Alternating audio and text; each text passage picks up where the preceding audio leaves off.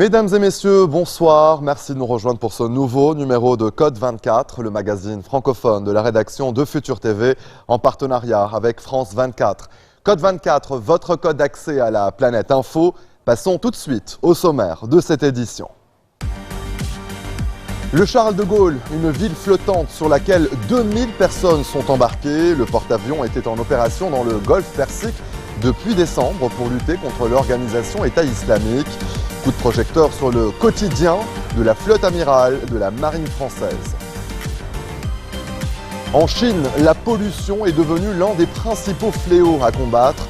Depuis 3 ans, des tribunaux dédiés aux affaires environnementales tentent de faire régner l'ordre. C'est un monument de la culture bretonne, la galette en Bretagne. On en mange depuis 9000 ans. Nous vous emmènerons à Rennes pour découvrir les secrets de l'authentique galette de sarrasin. Caramel, yaourt, pâtes fraîches pour faire face à la crise et augmenter leur chiffre d'affaires.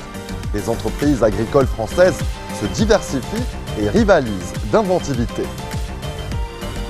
Le pari est fou, relié par le train le port d'Abidjan en Côte d'Ivoire à celui de Cotonou au Bénin, en passant par Niamey au Niger. Des milliers de kilomètres de rails à travers 4 pays, des déserts et des forêts tropicales. Mais entre polémique, instabilité politique et risques sécuritaires, les obstacles sont nombreux. Le porte-avions français Charles de Gaulle était en opération dans le golfe Persique.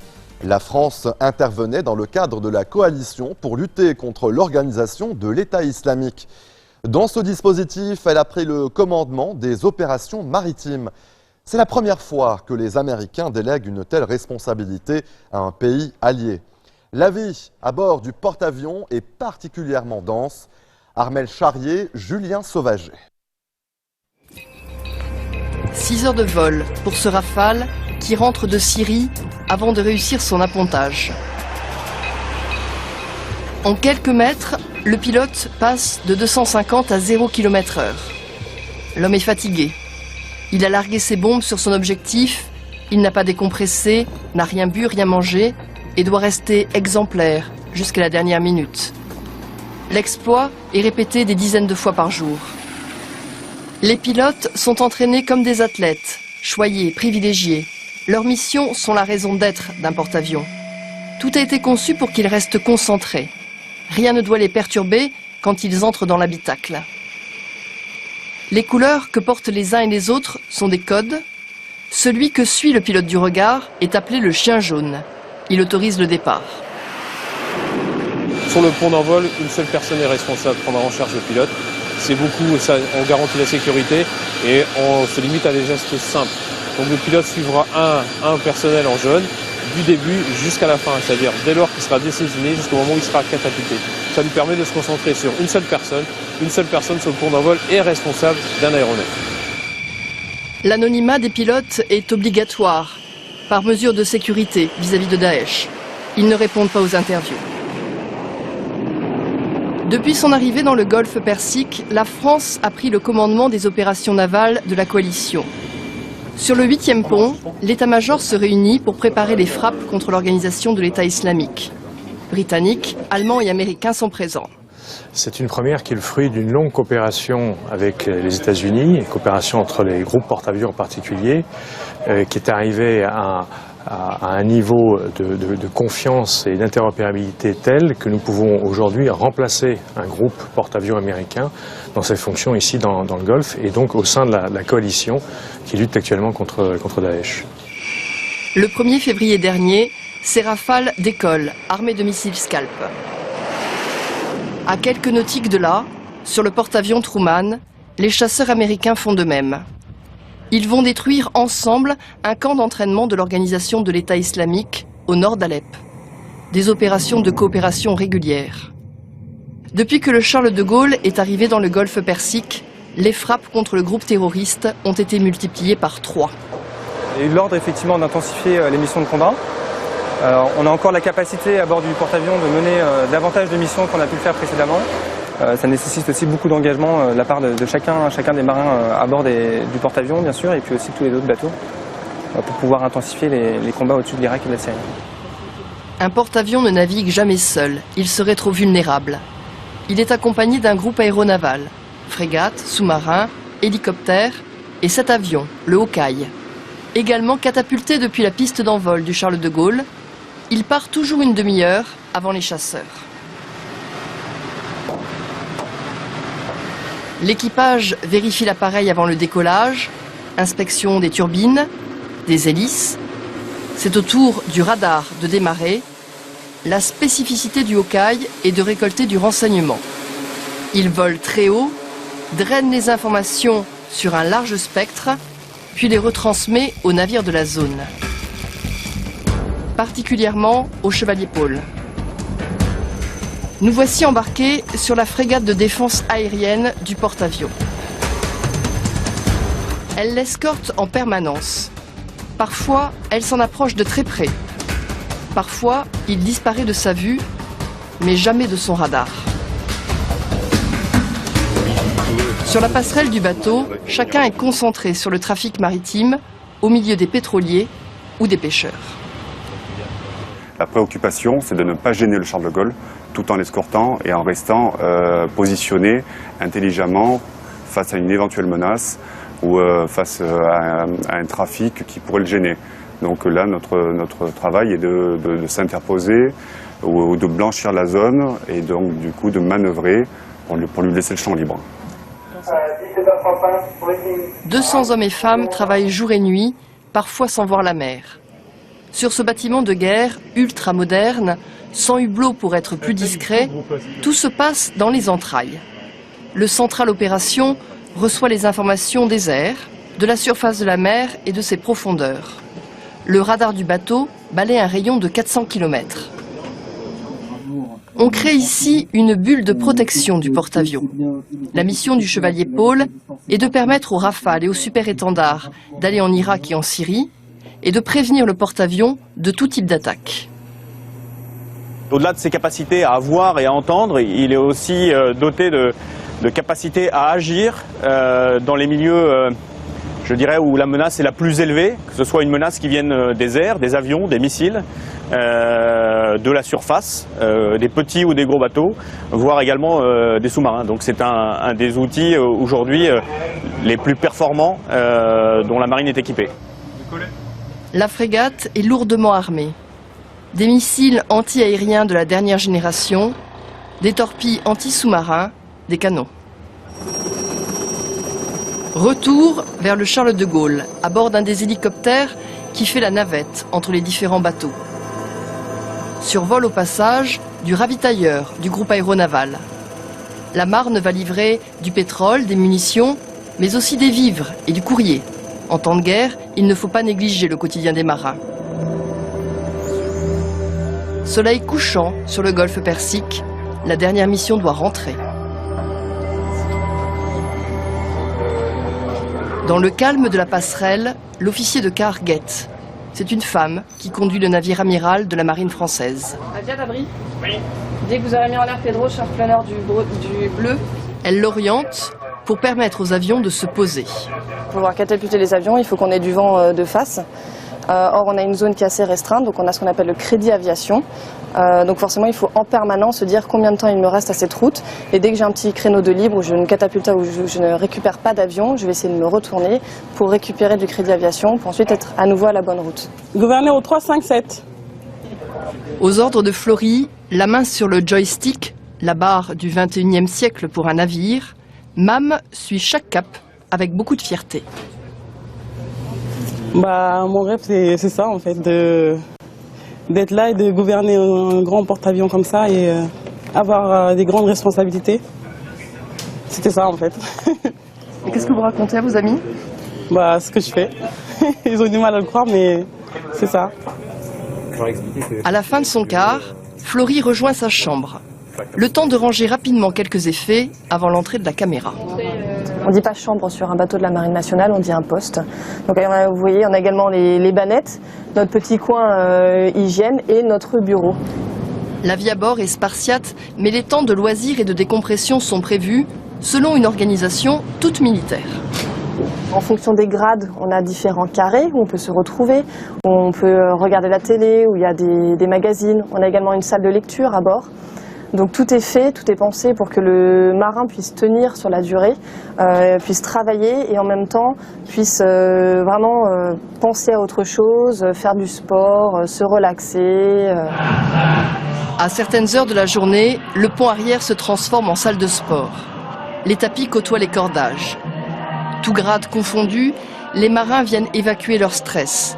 Un départ en mission, c'est ignorer la date de retour, ressentir l'enfermement sur la mer au bout de quelques semaines, être entouré des mêmes individus chaque jour.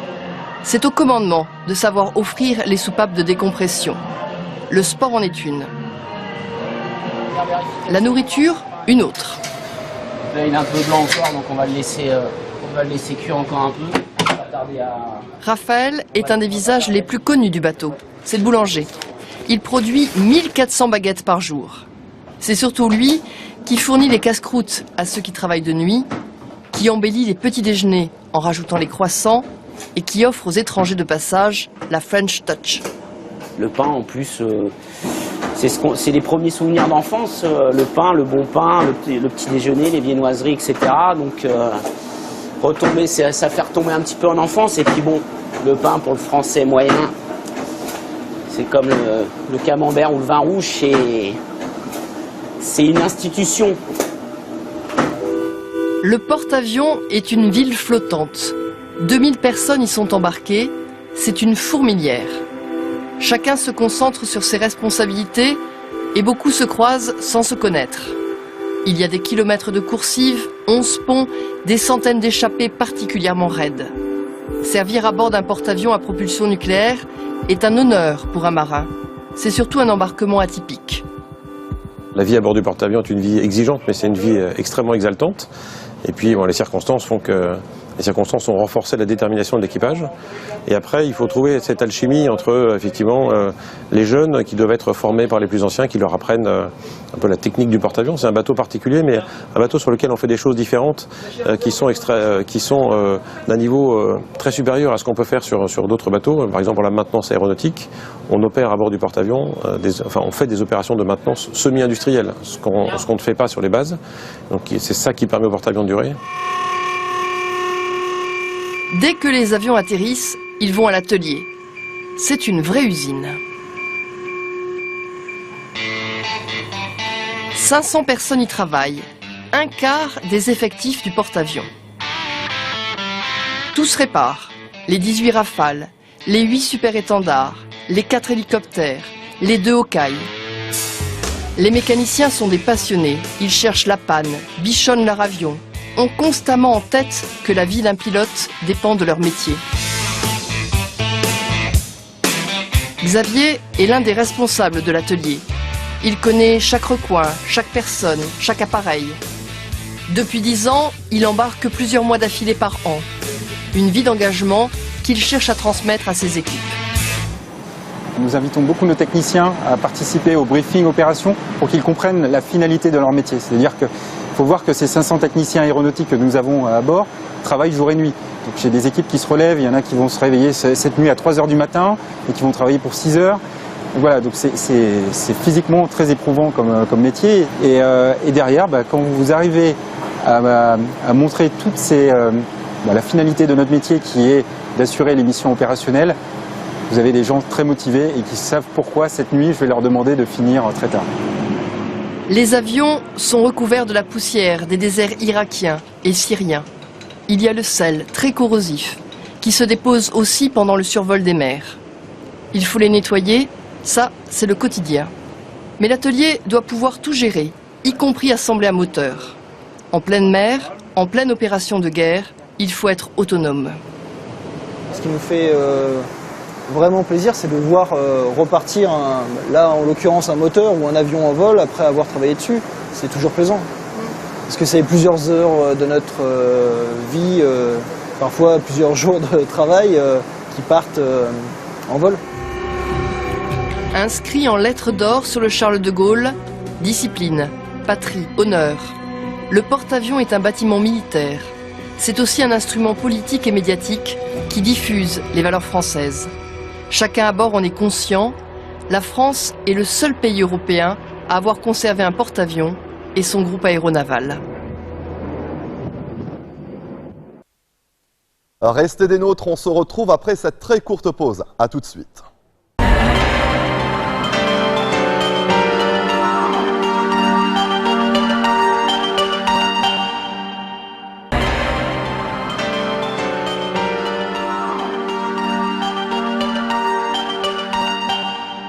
En Côte d'Ivoire, la crise post-électorale est encore très présente dans les esprits.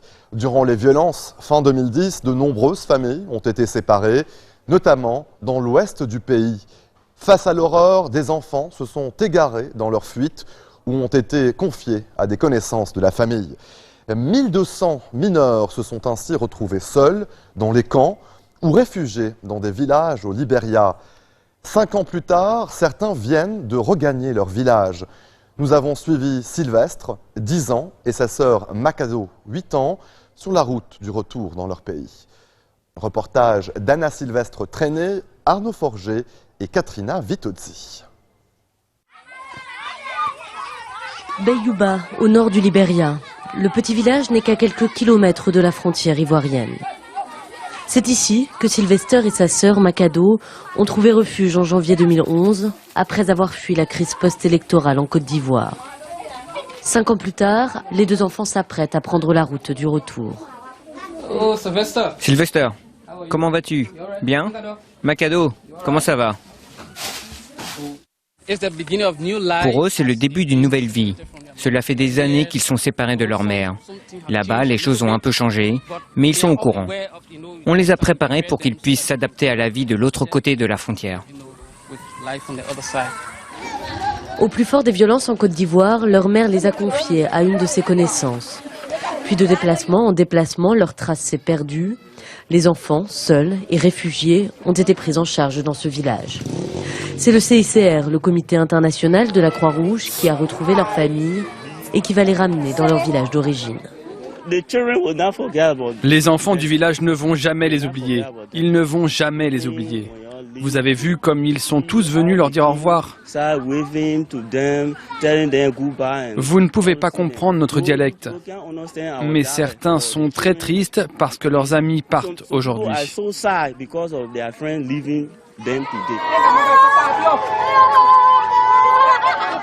De Beyouba, le convoi se dirige vers le sud-est. C'est à Floleux, en Côte d'Ivoire, que les deux enfants sont attendus.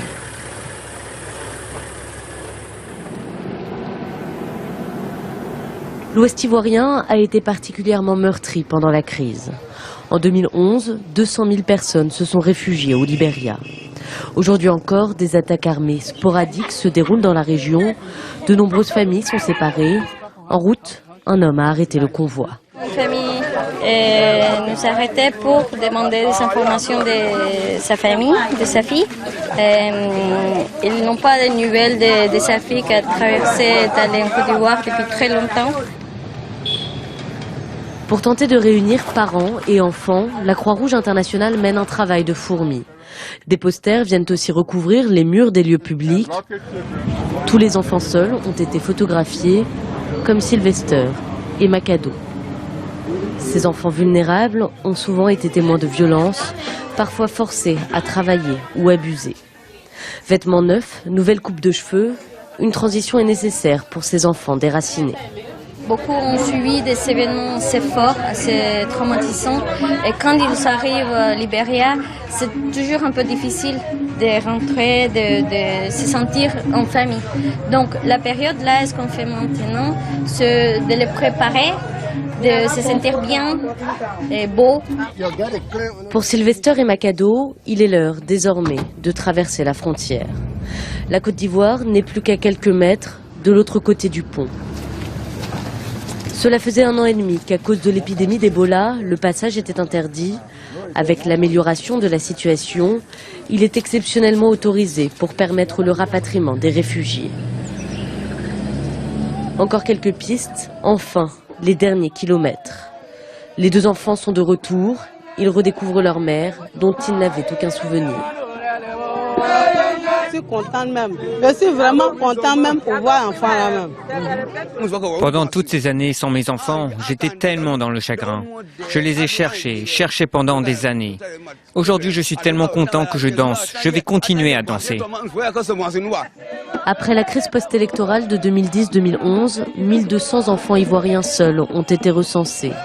Presque tous ont maintenant retrouvé leur famille, mais il reste encore plus de 35 000 réfugiés au Libéria. Athènes fait face à une pression exercée par ses voisins européens afin de faire plus d'efforts pour réduire l'arrivée de migrants fuyant les conflits sanglants au Moyen-Orient et dans d'autres pays. Selon l'ONU, plus de 76 000 réfugiés et migrants sont arrivés sur les côtes grecques depuis le début de l'année. 90% d'entre eux sont des réfugiés, dont plus de la moitié sont des femmes et des enfants. Le pays en crise a échoué à construire des camps et des centres d'enregistrement correspondant aux critères européens. Le reportage de Nathalie Savarikas et Alexia Kifalas. Des préfabriqués pour les réfugiés en transit à Léros, ces conteneurs se transformeront bientôt en des logements pour les demandeurs d'asile qui ont survécu à la traversée périlleuse depuis la Turquie voisine. Les Grecs ont entamé une course contre la montre pour terminer ce que l'on nomme les hotspots sur 5 îles avant la date limite fixée par l'Union européenne. Sinon, ils risquent d'être exclus de l'espace de libre circulation de Schengen. L'armée a même été déployée pour accélérer le tempo. On a accéléré la procédure. Le projet sera achevé dans le délai fixé. 1000 personnes pourront être hébergées. Le camp est divisé en 2 parties. Il y a le centre d'accueil et la partie logement. Ici, vous pouvez voir les logements. Outre le logement, ces hotspots sont conçus pour renforcer la sécurité. Nous avions besoin de faire ces hotspots pour que ces personnes puissent être identifiées rapidement, conformément à nos engagements vis-à-vis de l'Union européenne.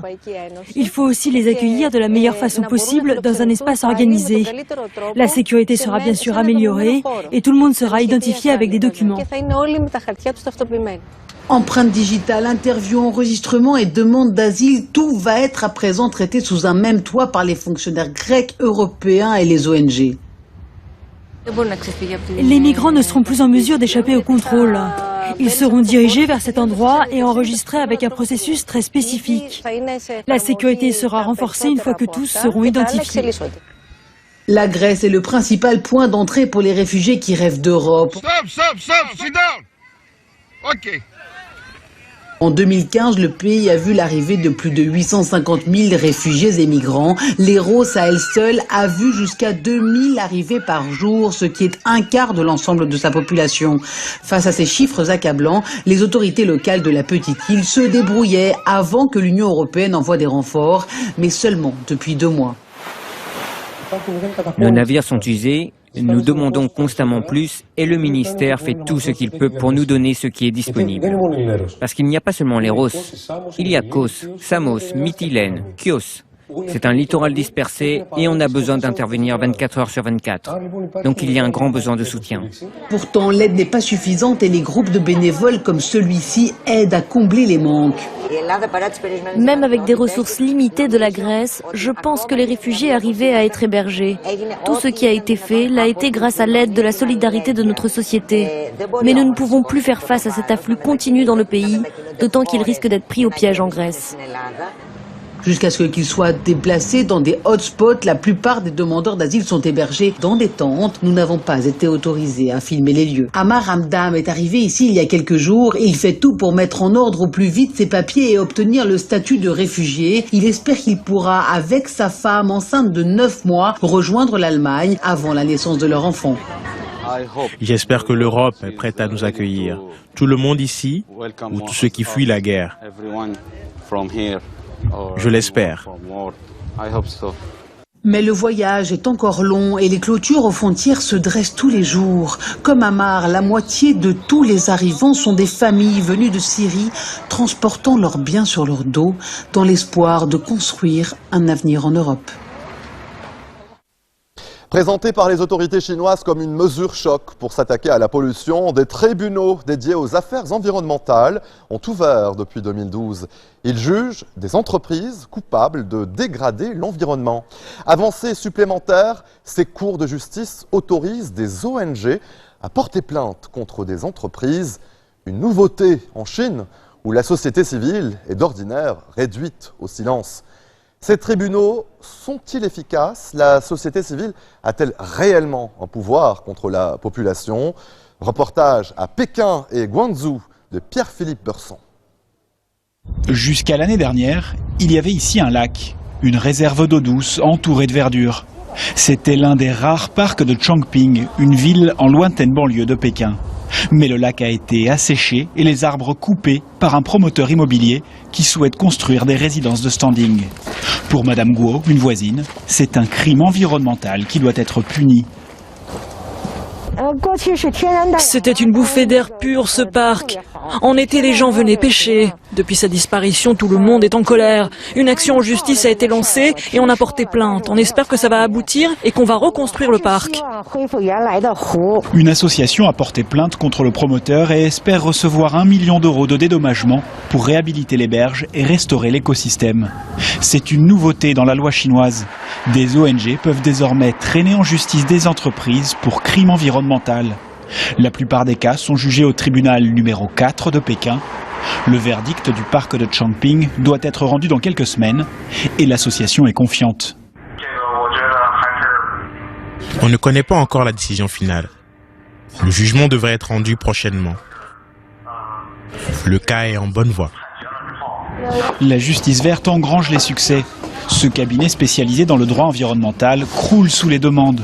Le nombre de plaintes a doublé en un an. Pollution de l'air, de l'eau ou des sols. Les cas viennent de tout le pays, encouragés par des sanctions records. En 2014, une entreprise de produits chimiques a été condamnée à 22 millions d'euros d'amende pour avoir pollué une rivière. Après 30 ans de développement économique frénétique, les problèmes environnementaux émergent maintenant. On accumule de plus en plus de cas de pollution avec des conséquences parfois tragiques. On observe notamment un nombre très élevé de cancers. Dans votre travail, avez-vous déjà reçu des pressions de la part des autorités ? Non, parce qu'on se contente d'apporter une aide juridique dans le cadre fixé par la loi. Les entraves sont encore nombreuses. Plusieurs affaires de pollution ont révélé la collusion entre entreprises et pouvoirs publics. Dans ce cas, les autorités locales protègent les coupables et empêchent les citoyens de porter plainte. De ce côté-là, il y a une usine de produits chimiques. Et là, on voit de l'eau contaminée qui s'en échappe sur la route. Là, vous voyez, quand on a voulu déposer des échantillons à l'agence pour les analyser, les fonctionnaires ont refusé. C'est courant. Quand l'entreprise incriminée est un grand groupe, principale source de revenus dans la ville, alors le verdict est en faveur des entreprises. La justice se révèle impuissante pour les affaires les plus tragiques. Dans le village de Zhongguantunxiang, 40 personnes sont mortes de façon inexpliquée ces dernières années.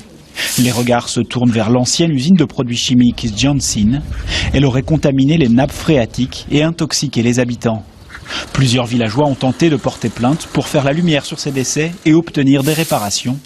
Toutes les démarches ont échoué. Le sujet est sensible et un seul homme accepte de nous en parler, sous couvert d'anonymat. Il y a quelques années, on a voulu juger les patrons de l'usine. Mais en 2011, tout a fermé. Il n'y a plus rien, c'est vide. Le patron est parti, on ne sait pas où il est. Le procès a été abandonné. Le cas de figure est fréquent dans un pays où 20% des terres cultivées et 60% de l'eau sont polluées. La justice environnementale a encore bien du travail. Restez des nôtres, on se retrouve après cette très courte pause. A tout de suite.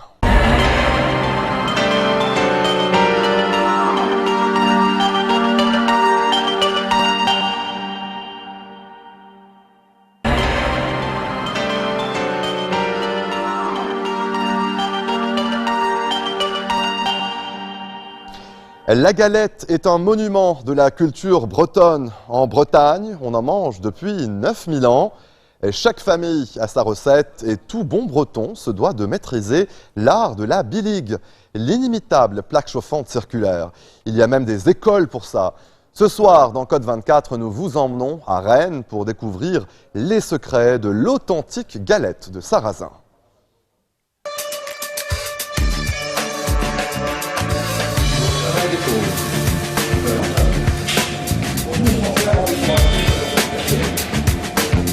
Ce n'est pas un menhir, ce n'est pas un dolmen, mais c'est un monument de la culture bretonne. La galette. En Bretagne, on en mange depuis 9000 ans. Chaque famille a sa recette. Et tout bon breton doit maîtriser l'art de la biligue, l'inimitable plaque chauffante circulaire. Il y a même des écoles pour ça. Au centre culinaire de Rennes, des amoureux de la galette ont choisi de se reconvertir. Ils veulent devenir maîtres crépiers. Quand on a des petits soucis à l'étalage, voilà ce qui va se passer, vous voyez. On va avoir des parties cartonnées. Le produit réussi, c'est celui où vous allez maîtriser parfaitement. Vous voyez, regardez sur le bord, on n'a pas de variation en fait d'épaisseur entre les côtés et le centre. Là, ici, regardez bien. Je peux chiffonner la crêpe et la réouvrir sans voir ce genre de choses casser. On va mettre en place nos pâtons de sarrasin, de pâte à galette pour demain. La galette est une spécialité de Haute-Bretagne. En Basse-Bretagne, il y a des crêpes salées, à base de farine mélangée. Ne pas confondre. Seule la véritable galette est faite avec une farine 100% sarrasin.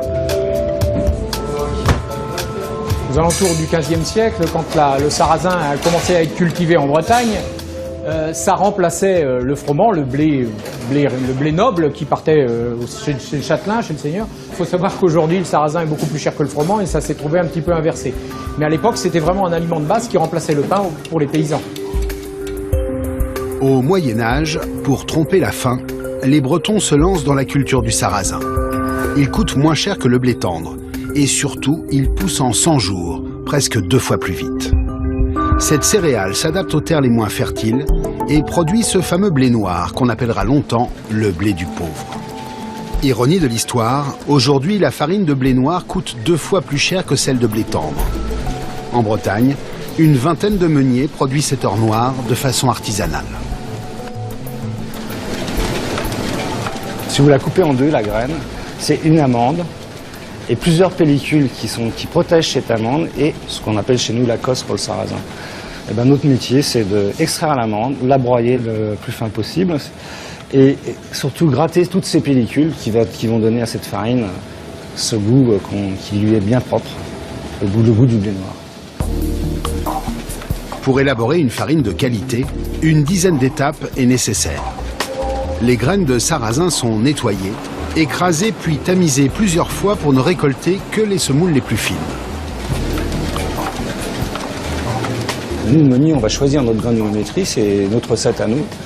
Et c'est ce qui fait notre petit secret de fabrication, entre guillemets, puisqu'en fait, on sort tous des farines, mais plus ou moins grosses, et plus ou moins fines, plus ou moins goûteuses, plus ou moins odorantes. C'est un métier d'assembleur, en fait. C'est un métier, on est des chercheurs de goût, quoi. Mais pour réussir une bonne galette, la farine ne fait pas tout. Bien. Ah, ben ça commence à ressembler un petit peu à quelque chose. Il faut aussi le geste. Retour à l'école. On va démarrer devant la pâte et on va récupérer l'intégralité de la pâte. On va revenir en arrière, chercher la pâte. Pour étaler la pâte, il faut apprendre à manier la roselle, l'outil du maître crépier, et jouer du coude. Donc en fait, on va déplacer la pâte. Vous voyez, c'est bien le coude qui travaille, c'est pas le poignet. Un geste délicat que 400 élèves viennent acquérir ici, chaque année. Le maniement de la roselle, puisque c'est comme ça que s'appelle cet instrument de torture, il est tout à fait particulier. Déjà, il est ancestral et il ne trouve pas de connexion avec d'autres métiers de bouche. C'est-à-dire que même quand je reçois ici des cuisiniers en reconversion ou des pâtissiers, ils n'y arrivent pas plus vite que les autres parce que le geste est propre à l'utilisation des biligues et des roselles. Donc il faut l'acquérir, il faut le découvrir pour certains et ça demande un peu de temps. Alors la crêpe parfaite n'existe pas puisque c'est une question de goût. Et puis, très honnêtement, il n'y a pas une façon de voir la galette, il y en a autant que de Bretons, j'ai envie de dire. Et on a l'habitude de dire ici en Bretagne qu'il y a une recette par clocher. C'est pour vous dire qu'il y a beaucoup de recettes de galettes différentes.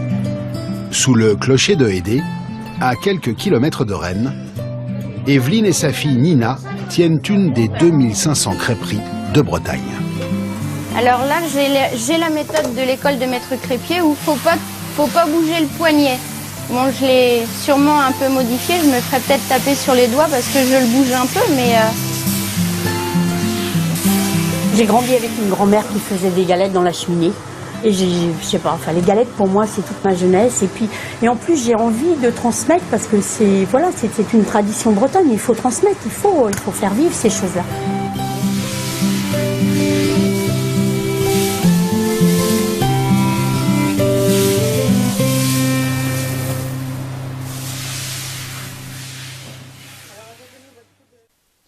Pour faire face à la crise, les entreprises agricoles françaises se diversifient et rivalisent d'inventivité. Caramel, yaourt, pâte aux fraîches, les produits bruts sont transformés directement sur place en produits de consommation et le chiffre d'affaires augmente. Juliette Lacharnay nous en dit plus. Se réinventer pour ne pas mourir, c'est le choix de cette famille d'agriculteurs de Basse-Normandie. Il y a 7 ans, elle décide de diversifier ses activités.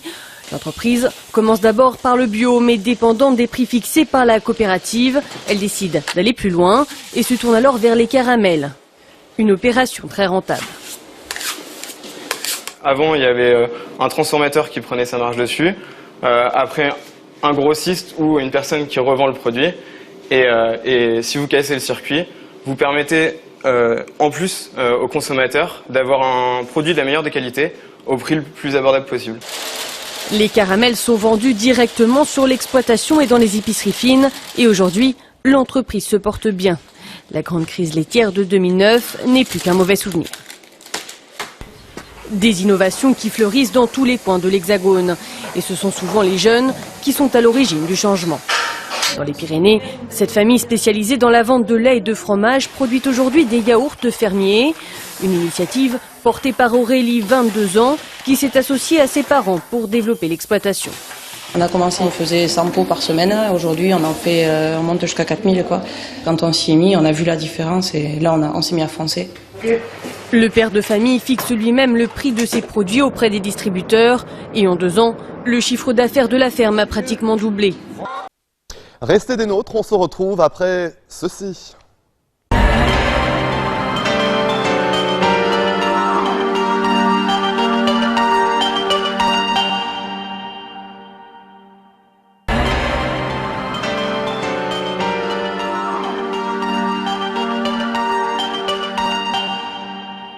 C'est un projet fou et pharaonique. À travers les déserts et les forêts tropicales d'Afrique de l'Ouest, un immense chemin de fer est en construction. La boucle doit traverser 5 pays et ainsi relier Cotonou à Abidjan en passant par Niamey. Un pari du français Vincent Bolloré qui doit coûter 2,5 milliards d'euros. Les travaux ont déjà commencé. Il s'agit de réhabiliter 1500 km de rails datant souvent de l'époque coloniale et d'en construire 1500 autres. Entre instabilité politique et risques sécuritaires dans la sous-région, le projet n'est pas sans difficulté ni sans polémique. Viré sur les rails dans l'Ouest africain, un reportage d'Emmanuel Sodji et Arnaud Forget.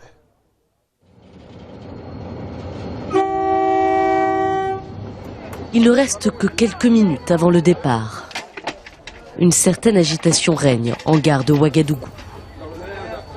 Beaucoup se pressent, il faut charger des dizaines de kilos de marchandises. Comme 3 fois par semaine, le train s'élance pour un long voyage.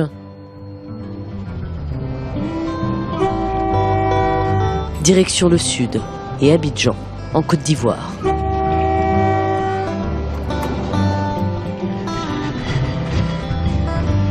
À bord, on doit être patient.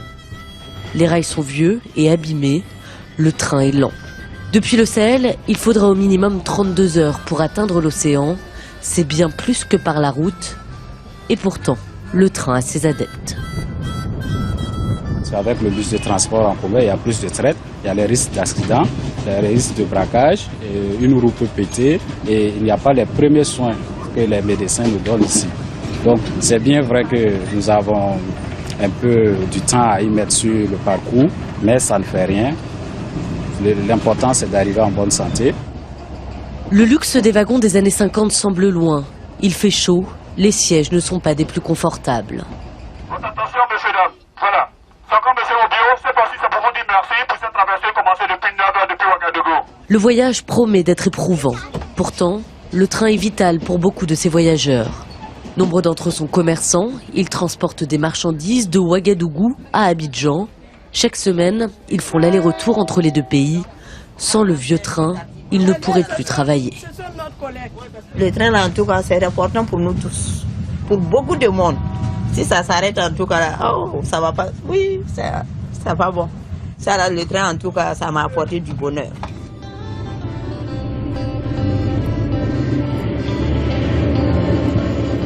Le temps s'étire, les paysages défilent. Ce train-là est aujourd'hui le seul en Afrique de l'Ouest à transporter des voyageurs.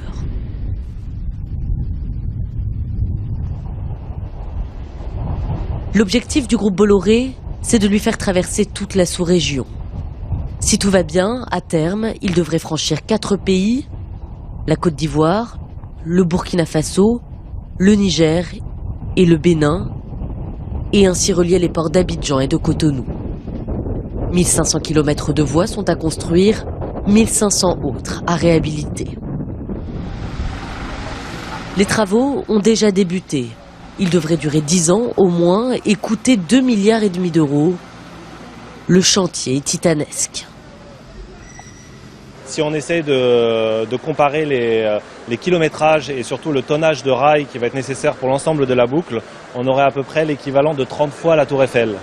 Pour le ballast, qui est quand même un élément essentiel aussi des travaux pour la réhabilitation des voies de chemin de fer et la création aussi, on pourrait entasser un volume qui équivaudrait à peu près à la pyramide de Khéops en Égypte. Donc on est sur des volumes qui sont gigantesques. Partir à la conquête de l'Afrique de l'Ouest, c'est l'objectif du groupe Bolloré. Ni les embûches, ni les dangers, rien ne semble le dissuader. Ici, la chaleur est presque insupportable. Le vent est plein de sable et de poussière. Dans cette région du Niger, au milieu du désert, les habitants sont rares. Pour eux, le chemin de fer attendu depuis l'époque coloniale n'était plus qu'un vieux rêve. Alors chaque jour, ces futurs voisins du train viennent regarder l'avancée du chantier.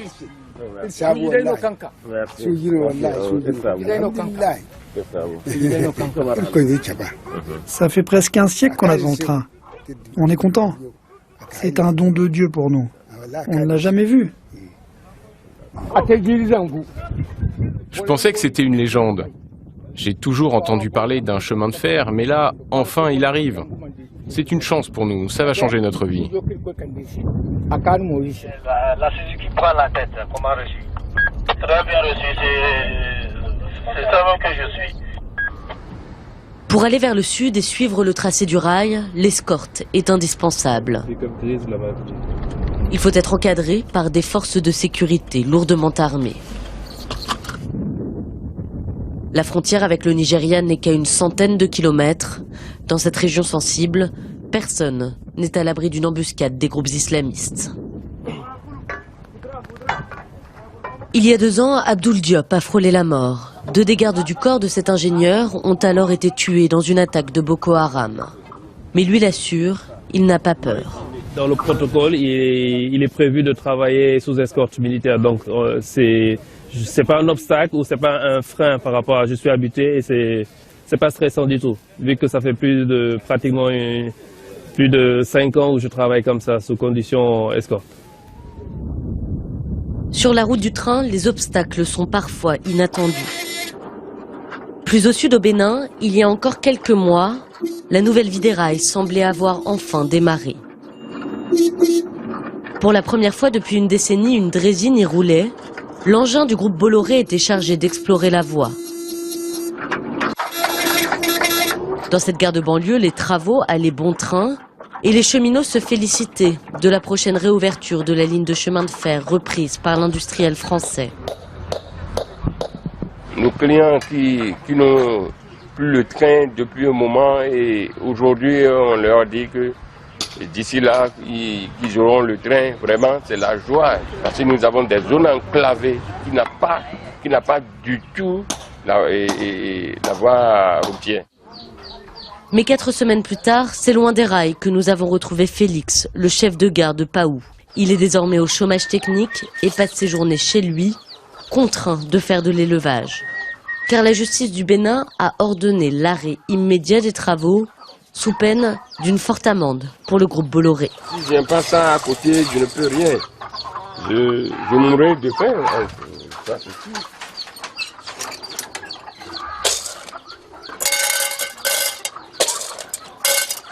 Vraiment, nous prions toujours pour que ça y ait de l'avant, pour des joies à venir. On ne souhaite plus revenir dans nos anciens temps, le temps passé, ce qu'on avait vécu. Vraiment, c'est une chance pour nous aujourd'hui d'être payés tous les mois. À l'origine des déboires de l'industriel français, le groupe Pétroline, détenu par un milliardaire béninois, Samuel Dossou. Preuve à l'appui, son administratrice revendique la paternité du projet de chemin de fer entre le Bénin et le Niger. Ce n'est pas du tout un marché de Bolloré. Les États se sont engagés avec le groupe Pétroline. Bolloré est un usurpateur, un prédateur qui ne dit pas son nom parce qu'on ne comprend pas. Le groupe Pétroline a effectivement gagné l'appel d'offres en 2010. Mais 3 ans plus tard, Bénin et Niger ont octroyé le marché au groupe Bolloré. Habile, le Français s'est assuré du soutien des cheminots en leur versant 20 mois d'arriérés de salaire, des méthodes cavalières et peu orthodoxes que dénonce ce puissant leader de la société civile béninoise. Il faut les comprendre aussi parce qu'ils ont fait. Et l'homme qui a fait n'est pas un homme libre. Je les comprends aisément. Donc, il faudrait qu'on fasse tout possible pour que les choses se fassent bien et qu'il n'y ait pas de discrimination par rapport aux opérateurs. Il ne faut pas qu'il y ait de discrimination par rapport aux opérateurs. Les autorités du Bénin, elles, semblent avoir choisi leur camp, celui de Bolloré. Elles lui ont même accordé le contrat de concession du rail en octobre dernier. Si la justice béninoise estime que tel que les choses se sont passées, ça a été mal conduit, bon, lorsque le dossier sera vidé, on va maintenant s'asseoir pour pouvoir décider de comment nous allons faire. Parce que pour le moment, notre compatriote béninois, nous n'avons encore signé aucun contrat de concession avec lui. La plus haute juridiction du pays, la Cour suprême, a finalement été saisie. C'est elle qui dira le dernier mot, sans doute après la présidentielle prévue fin février. En attendant, l'industriel français fait tout pour séduire les riverains du futur train. Avant même la pose de nouveaux rails, ce sont des murs que le groupe Bolloré a hissés. Des lieux qu'il a appelés Blue Zone.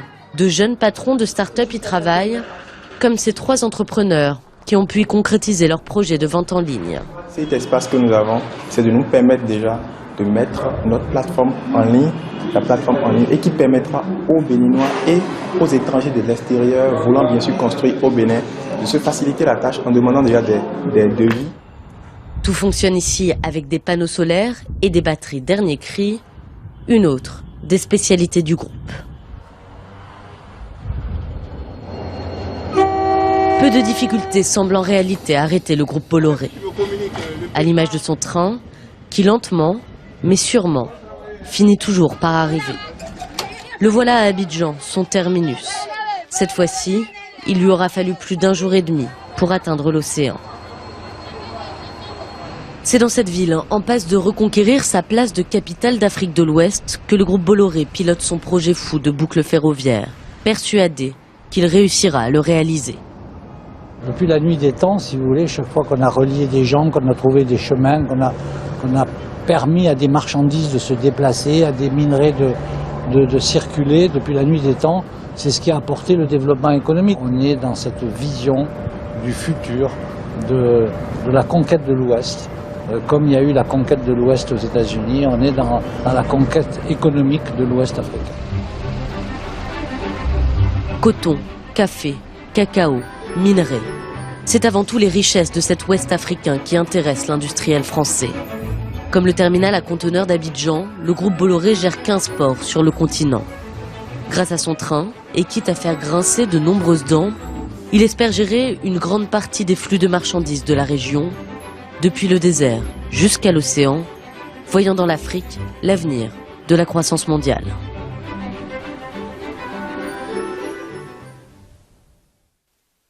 Code 24, c'est déjà fini pour cette semaine. Nous vous donnons rendez-vous la semaine prochaine pour une nouvelle fenêtre sur l'actualité internationale.